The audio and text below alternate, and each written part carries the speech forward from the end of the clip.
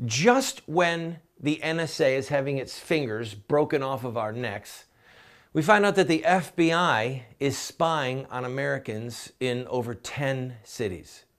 Is there a shooting war coming? I'm Randall Terry. This is Voice of Resistance.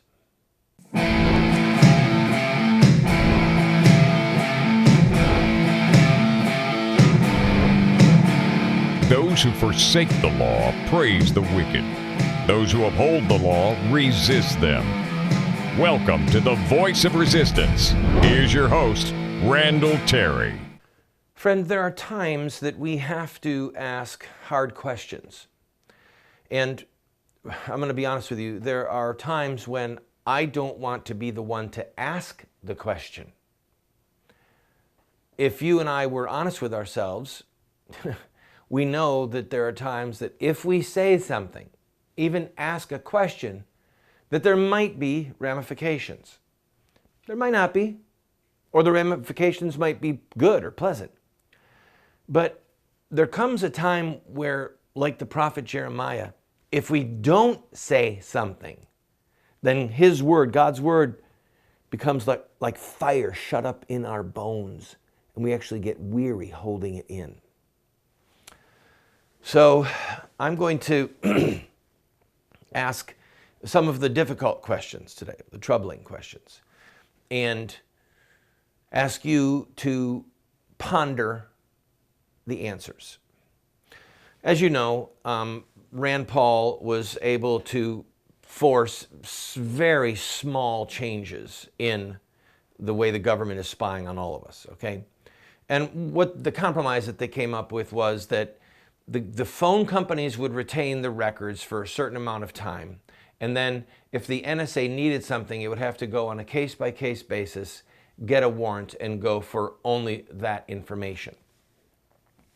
In other words, the phone companies are being forced to behave as the treasure trove or the spying trove for the U.S. government.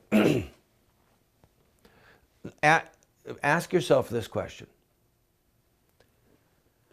If Thomas Jefferson were alive today, if George Washington were alive today, and they found out that the government had ordered a private company to retain all of their correspondence by text.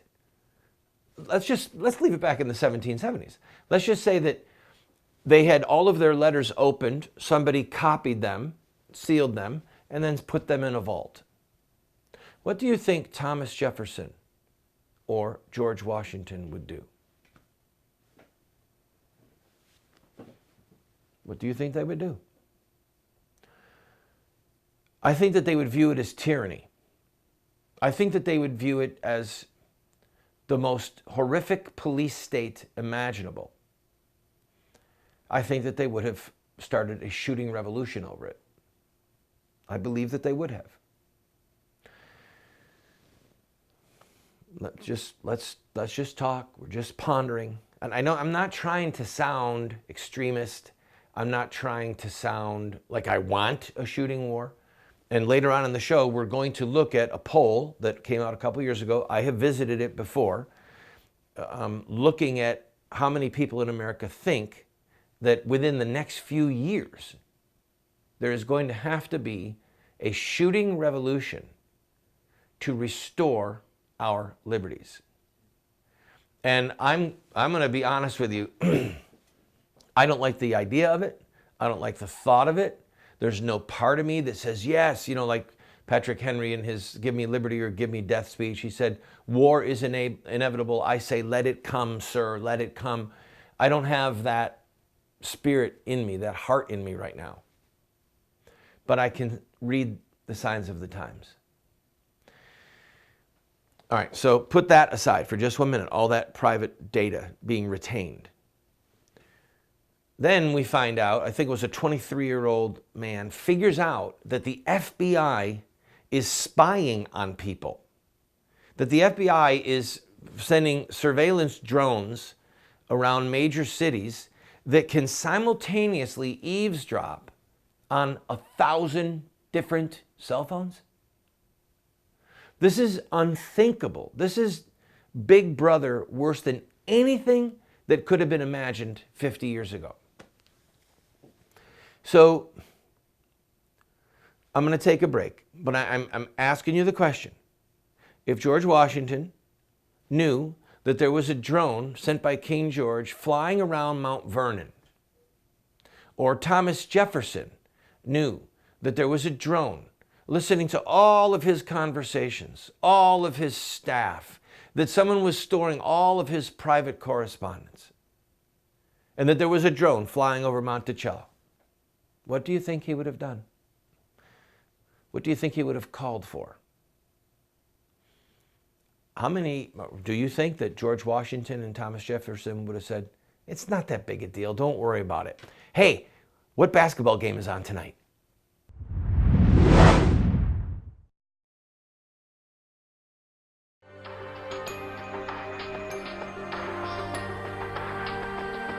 You have two choices. I mean, you can try to raise your children by design, or you will raise them by default.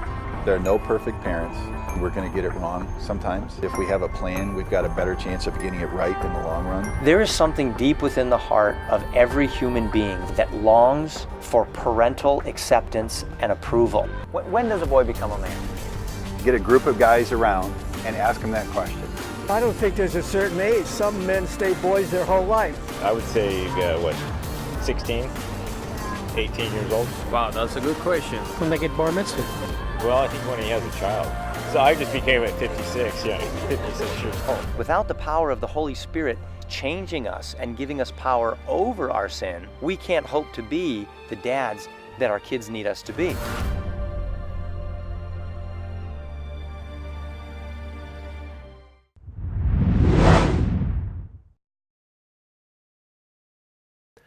I like happy chemicals. I like the ones that our bodies create naturally. And sometimes I like ones that are external, like a cup of good coffee and getting that caffeine, or a nice glass of wine. I'm being honest with you, okay? But I really like the happy chemicals that my body can create. Adrenaline, endorphins. I know that there's some others. I'm not a scientist, but I know that they're there. Do you like happy chemicals too? In other words, God made our bodies to respond to certain things, okay? Romance, for example. The marital embrace of a husband and a wife. There are all these different things that impact the human psyche, our mind, our bodies, how we feel, moods, getting sun, vitamin D helps us to fight depression. I like the happy chemicals. And if I had my way, if I was left to my own devices, if it was just about me and what I wanted, I would always pursue the things that made me feel happy, or that distracted me, or that made me laugh, right? Last night, I watched a comedy movie with my wife. We've had a rough string of weeks, and I said to her yesterday, I said, I have to laugh, because there's certain chemicals that are released. I said, so we've got to find a good comedy, and we've got to watch it. I need to laugh. And we did. We went to bed way too late, but I laughed. I enjoyed the happy chemicals. And the reason I'm telling you that is because we're all made of the same stuff. But we're not all on the same path. Some people take a path to have chemical reactions that are very self-destructive, that are either immoral, criminal, or both, all right? We're made of the same stuff. Some people go on one path, some go on another. And for those of you who are wondering, what does this have to do with revolution? Trust me, I'm bringing it around. I'm certain that Thomas Jefferson enjoyed tobacco as well as wine. The reason I know is because the Brits, when they came into his home, destroyed his wine cellar. One estimate I read was like $50,000 or it might have been $100,000 worth of wine at that time, okay? This was an unbelievable wine cellar. And out of sheer spite, the Brits came to his house to arrest him. He wasn't there, and they destroyed all of his wine. So Thomas Jefferson, who lost his wife when he was a young man, who had unthinkable grief. Unthinkable grief. He had issues that he had to deal with. There's this stuff about his slave that's out there. There's clearly a beautiful wine cellar that was destroyed.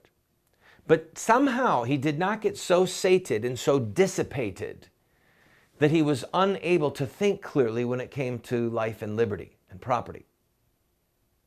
Are you following me still? So there is a way for us to enjoy our family, enjoy our spouses, enjoy running and getting a good endorphin rush that is not designed to distract us from the things that matter. Okay? So if someone said you've got a fortnight to live, you have 2 weeks and you're going to die, what would matter? At that exact moment, I want you to think, what would matter to you if you had 2 weeks to live? A famous Christian author, what was the exact quote? He said, "Nothing gives a man more focus than knowing he has a fortnight to live." I think that most of us would say, if I knew I had 2 weeks, I think that most of us would say, I have to get my house in order internally because I'm going to face God. So what matters to God right now has to matter to me. And we would start with our family, our relationships, but also their well-being. If I knew that I had 2 weeks to live, I would spend every minute I could with my wife and my children, and I would do everything I could to laugh, love, weep, pray, talk about God, talk about the next life, and do what I could to make sure that they were taken care of. Because as the father, now I'm going to be gone. I'm going to take a quick break. I'm going to bring all of this around to whether or not we are going to have a shooting war to restore our freedoms.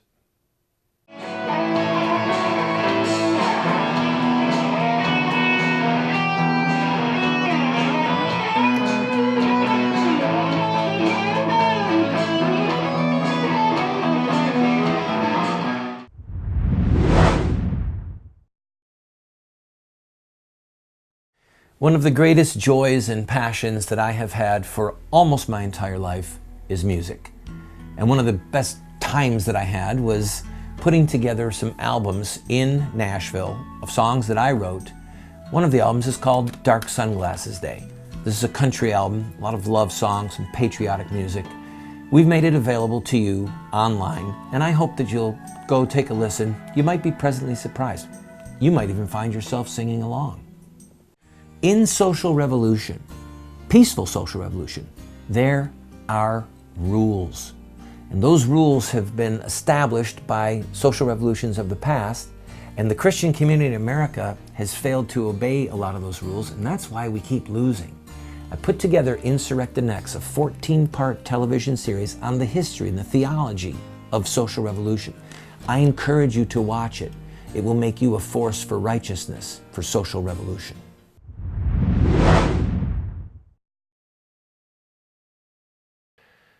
I opened up today's program discussing the fact that the NSA has been pushed back just a little.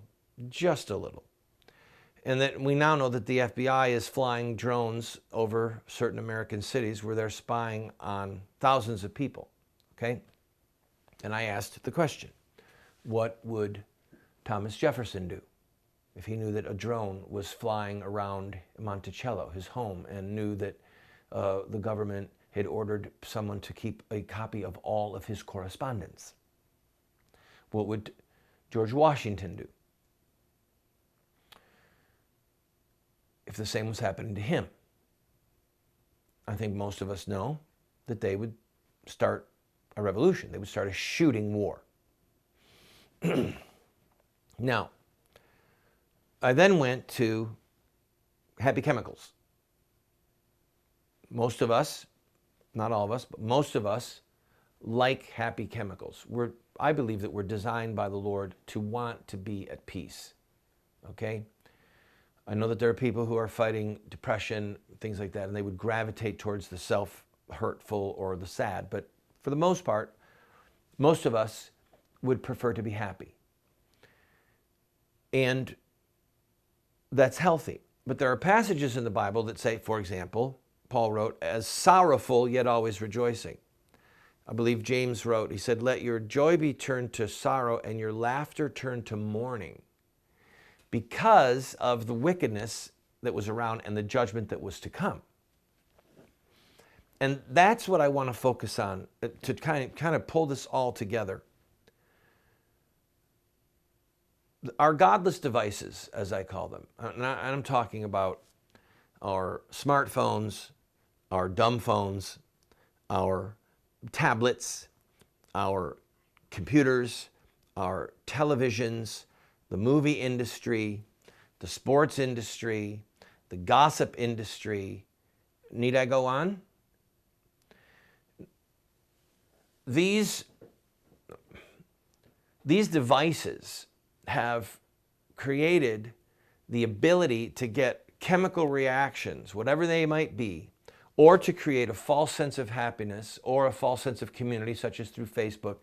But to go back to the bread and circuses, they've done to us exactly what the ancient Caesars wanted to do to retain their iron grip on the plebeians, the riffraff, the people. The phrase bread and circuses, it has became in Rome, and it retains its meaning now. It means that you can make people live under a tyranny as long as you provide them with bread. They get to eat, they're not starving, and that also means, you know, they've got a decent roof over their head, or clothing. So bread means their bodily needs. And circuses, the ability to laugh, the ability to go, ooh, because you might remember that most of the circuses in the Roman Empire were free. Yes, they were free, people. They were free. And so the people of Rome became sated, full of this often heinous and immoral garbage. They were full, they had bread, they had laughter, they had drama, they had violence, they had it all. They got to have chemical rushes involving watching other people in violent acts. And then they had the Caesar able to rule over them, people that kept under heel for a long time, for centuries. You see where I'm headed with this. We have circuses at our fingertips, at our disposal, 24 hours a day. And you might go to the Drudge Report to read a story on Hillary Clinton's presidency, and then you go to that story, and then there's a stream over here about Richard Gere, 10 photos celebrities wish never existed. I mean, you know what I'm talking about, okay? And it's just a click away. And so whether the sin that we have a taste for is gossip or lust or false witness or greed or covetousness or hatred, whatever it might be, they're all there at our fingertips. And so all of these chemicals and all of these distractions, all of these circuses can distract us to the point where we don't have anything left to offer by means of a reaction that has force and valor. We have nothing left to offer to stand against the godless NSA and the godless FBI, while they put their grip, an iron grip around us, and strangle the life and liberty out of us. Just please tell me who's going to be in the Super Bowl.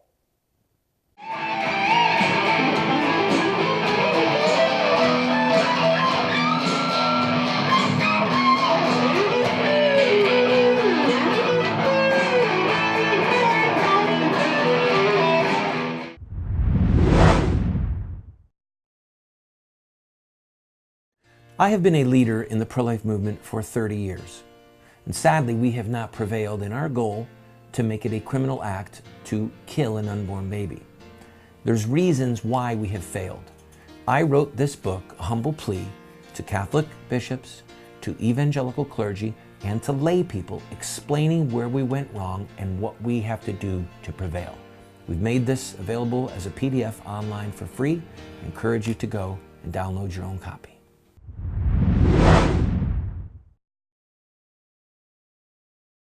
The Fairleigh Dickinson University did a poll a couple of years ago asking if people thought that a shooting revolution, a violent gun-toting revolution would be necessary to restore American liberty.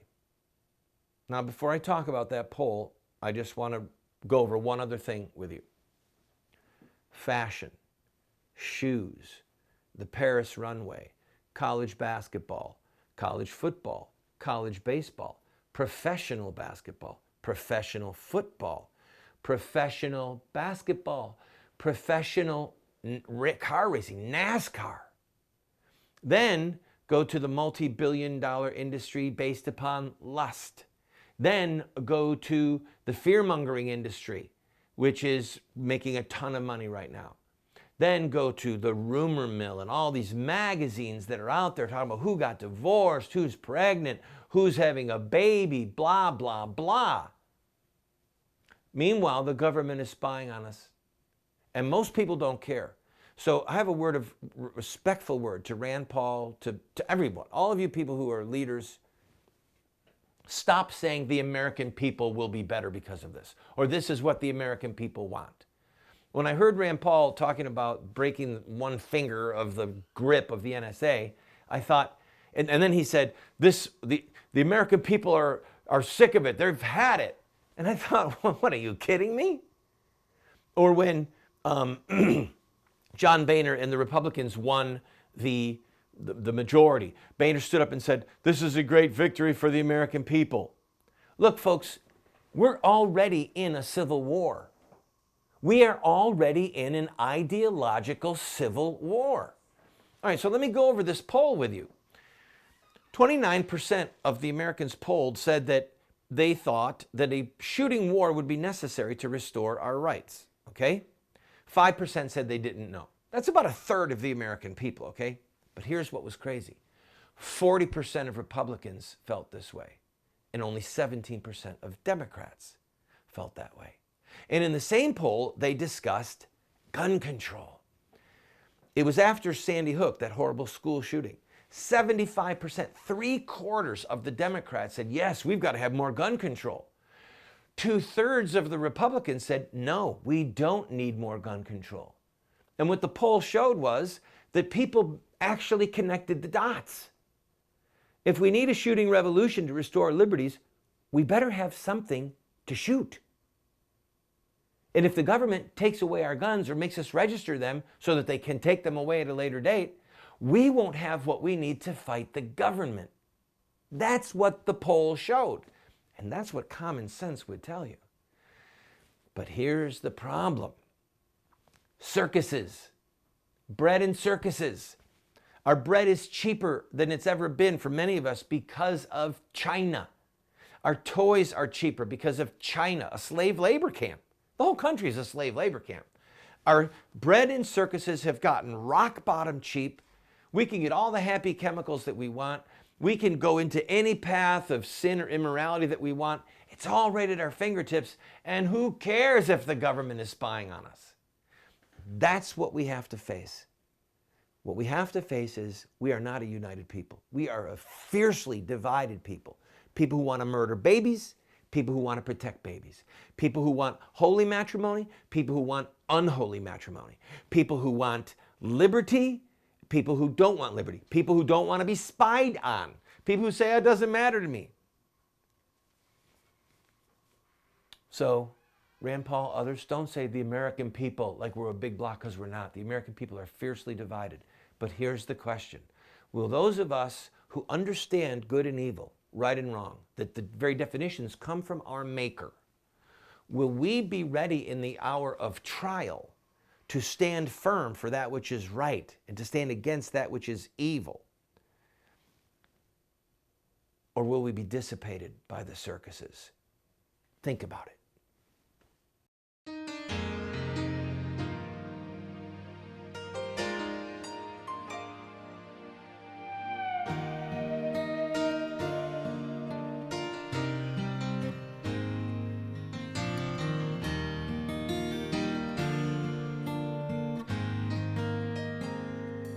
you.